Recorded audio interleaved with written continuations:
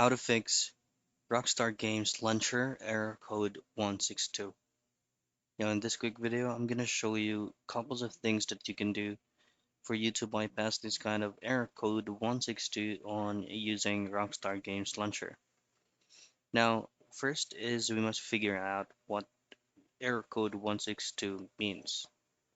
Now, error code 162 is actually an unexpected error usually caused by connectivity issues, preventing the launcher from connecting to the Rockstar services.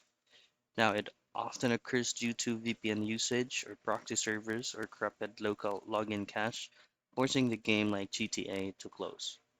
So your very first step when doing it is to disable your VPN if you're using one. Next thing that you want to do is to make sure once you pull up or you open up Rockstar Games Launcher, make sure to run it as an administrator by right-clicking on the icon of Rockstar Games Launcher. Make sure to click on Run as an administrator. Now restart or reinstall your router from the Rockstar Games Launcher for you to be able to rerun some troubleshooting steps.